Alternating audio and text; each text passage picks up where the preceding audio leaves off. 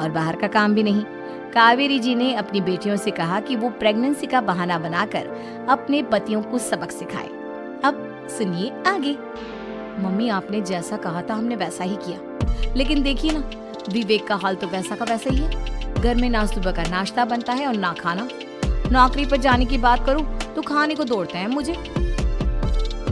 हाँ मम्मी, मैंने भी सुमित को कितनी बार कहा कि अगर नौकरी नहीं करनी तो कोई छोटी सी दुकान ही खोल लो, घर का खर्चा कैसे चलेगा। देखो दोपहर के 12 बजने आए और जनाब अभी तक सो रहे हैं। हाँ मम्मी, ईशा और सुहाना ठीक कहती हैं। अविनाश का भी यही हाल है। जब मैंने अपनी प्रेगनेंसी के बारे में कहा तो मुझसे कहने लगा, अरे दूसरी लड़कियां तो 9-9 महीने तक नौकरी करती है, बस डिलीवरी के टाइम छुट्टी लेती है। मोहिनी, तुम भी नौकरी करो। अब मुझे कहाँ नौकरी मिलेगी। मम्मी बताओ अब मैं क्या करूँ। हे भगवान, क्या सोचकर घर जमाई दामाद लाई थी मैं कि मेरी बेटियां मेरे पास रहेंगी और खुश रहेंगी, लेकिन इन आलसी दामादों ने तो हमारी जिंदगी को भी प्रॉब्लम में डाल दिया है। मैं तो कहती हूँ मम्मी, हम लोग वापस अपनी जॉब पर जाना शुरू कर देते हैं। बता देते हैं इन लोगों को कि हमने प्रेगनेंसी का बहाना किया है। नहीं नहीं बेटा, ऐसी गलती भी मत करना। अगर तुमने ऐसा किया तो इन तीनों की आदत और खराब हो जाएगी। अरे आज नहीं तो कल कभी तो तुम प्रेग्नेंट होगी, तब वापस यही प्रॉब्लम आएगी। तब क्या करोगी तुम तीनों। हाँ मम्मी, आपकी बात तो बिल्कुल सही है। इन लोगों को तो सुधारना ही पड़ेगा। लेकिन कैसे? अपने बच्चों के आने की खबर सुनकर भी इन लोगों पर कोई असर नहीं हो रहा। पैसे कमाने के लिए घर से बाहर निकलना ही नहीं चाहते ये तीनों। अब मेरे दिमाग में एक प्लान आया है। तुम तीनों चिंता मत करो, उन तीनों को बुलाओ, फिर मैं बात करती हूँ। थोड़ी देर बाद कावेरी जी अपने तीनों दामादों को सामने बुलाकर अपनी बात कहना शुरू करती हैं। अविनाश, सुमित और विवेक, देखो बेटा, मैं ना तुम तीनों से बड़ा प्यार करती हूँ, इसीलिए तो तुम्हें घर जमाई बना कर रखा है मैंने। अरे मम्मी जी, सीधे सीधे कहिए ना, क्या बात है। प्यार तो हम भी आपको बहुत करते हैं। अरे मम्मी जी, आपकी इज्जत भी बहुत करते हैं। अरे भाई, आपके जैसी सास और कमाने वाली बीवी सबको मिलती है क्या? हाँ मम्मी, विवेक और सुमित ठीक कह रहे हैं। आपकी बेटी से शादी करके मेरी तो जिंदगी ही अच्छी हो गई है। जानती हूँ मैं, और ये भी जानती हूँ कि तुम तीनों अपने अपनी बीवियों से बहुत प्यार करते हो। बेटा, बात ऐसी है कि हमारे कुल गुरु ने कहा है कि प्रेग्नेंट होने के बाद मेरी तीनों बेटियां शुरू के 4 महीने हमारे गांव में जाकर रहेगी, जहां मेरे चाचा जी रहते हैं। अरे लेकिन क्यों मम्मी, गांव में जाकर रहने की क्या जरूरत है इन तीनों को। वो क्या है ना बेटा, हमारे परिवार को एक श्राप है। अगर मेरी बेटियों ने यहाँ पर बच्चा पैदा करने की कोशिश की तो उनके बच्चों को कुछ भी हो सकता है। इसलिए अब से लेकर 4 महीने पूरे होने तक इन्हें गांव वाले घर में रहना पड़ेगा। हाँ तो इसमें प्रॉब्लम क्या है मम्मी जी, हम भी वहाँ जाकर रहेंगे, पिकनिक मनाएंगे। अरे भाई बीवी जहाँ, हम भी वहाँ। हाँ यार, आइडिया तो बहुत अच्छा है। शहर की जिंदगी में रह रहकर परेशान हो चुके हैं, अब कुछ दिन गांव में बिताएंगे। तुम लोग समझने की कोशिश क्यों नहीं करते। तुम में से कोई भी वहां नहीं जा सकता, और मैं यहाँ रहूंगी ना तुम तीनों के साथ। 4 महीने की तो बात है, उसके बाद ये तीनों ही लौट कर आ जाएंगी। ठीक है मम्मी जी, अब हमारे बच्चों का सवाल है तो ये तो करना ही पड़ेगा। कावेरी अपनी तीनों बेटियों को कुछ दिन के लिए घर से बाहर कहीं दूसरे शहर में रहने के लिए भेज देती है। कुछ दिनों के बाद, अरे मम्मी जी, बहुत दिन से पिज्जा नहीं खाए, मंगवाइए ना।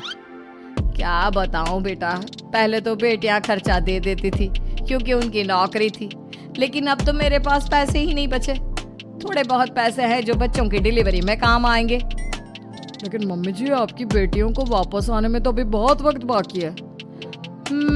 वही सोच सोच कर परेशान हो रही हूँ। सोच रही हूँ कल से दूध भी बंद करवा देती हूँ। अब दूध वाले को देने के लिए पैसे भी तो नहीं है ना। अरे नहीं नहीं मम्मी जी, अगर दूध भी बंद करवा दोगी तो मुझे चाय कहाँ से मिलेगी, और चाय के बिना मैं तो मर ही जाऊंगा। क्या करूं बेटा, इसके अलावा हमारे पास कोई ऑप्शन नहीं है। मेरे पास पैसे ही नहीं बचे। इस तरह कावेरी जी धीरे धीरे अपने तीनों दामादों को पैसे देना बंद कर देती हैं और घर में खाने पीने की चीजें लाना भी बंद कर देती है। अब वो तीनों बुरी तरह से परेशान होने लगे थे, और इसलिए एक दिन तीनों प्लान करके घर से बाहर निकलते हैं। और बाजार में जाने के बाद, यार अच्छा खाना खाए हुए कितने दिन हो गए, पता नहीं कब अच्छा खाना मिलेगा। हमारी बीवियों के जाने के बाद तो हमारी हालत भिखारियों जैसी हो गई है यार। कुछ भी हो, मुझे तो आज पिज्जा खाना ही खाना है। जेब में 1 रुपया नहीं और पिज्जा खाएगा, कहाँ से आएंगे पैसे? अरे देख वहाँ सामने बोर्ड पर क्या लिखा हुआ है, कंप्यूटर पर काम करने के लिए एक आदमी की आवश्यकता है। भाई मैं तो जा रहा हूँ, काम करूँगा और शाम तक पैसे लाकर आराम से पिज्जा खाऊंगा। जा जा, तुझे कोई काम नहीं देने वाला, हम तो घर जा रहे हैं। चल भाई सुमित। सुमित और अविनाश वहाँ से चले जाते हैं और विवेक उस कंप्यूटर शॉप पर सारा दिन काम करके 5,000 रुपये कमा कर घर लौट कर आता है और अपने खाने के लिए अच्छी अच्छी चीज़ें भी लेकर आता है। ये देखकर विवेक और सुमित के दिल में भी कुछ पैसे कमाने की इच्छा जागती है। अरे सुबह सुबह कहाँ चल दिए तुम? मम्मी जी एक बहुत अच्छी जगह मिली है, कंप्यूटर पर काम करने के 5,000 मिले थे कल मुझे। अगर रोज़ काम करूँगा तो पूरे 40,000 की तनख्वाह। अरे वाह, ये तो बहुत अच्छी बात है दामाद जी, आपको जाना ही चाहिए। सुमित और अविनाश विवेक को इस तरह तरक्की करते देखकर परेशान हो जाते हैं और वो दोनों भी काम की तलाश में निकल पड़ते हैं। धीरे धीरे उन दोनों को भी काम मिल जाता है। अब कावेरी के तीनों दामाद छोटी मोटी नौकरी करके अच्छा पैसा कमाने लगे थे। एक दिन कावेरी उन्हें अपने पास बुलाती है। अरे वाह, विवेक 40,000 कमा लेता है, अविनाश 60,000 और सुमित तुम भी 40,000 के आसपास कमा ही लेते हो। कुल मिलाकर तुम अच्छे खासे पैसे कमा रहे हो बेटा। हाँ मम्मी जी, बहुत मज़ा आता है जब महीने के एंड में मोटी रकम हाथ में आती है। पूछिए मत मम्मी जी, घर में रहकर रोटी बना बना कर और तो जैसा महसूस होने लगा था मुझे तो। हाँ बेटा, तुम तीनों की बात तो बिल्कुल ठीक है। और जानते हो, अब तुम तीनों की पत्नियां भी वापस लौट कर आने वाली है।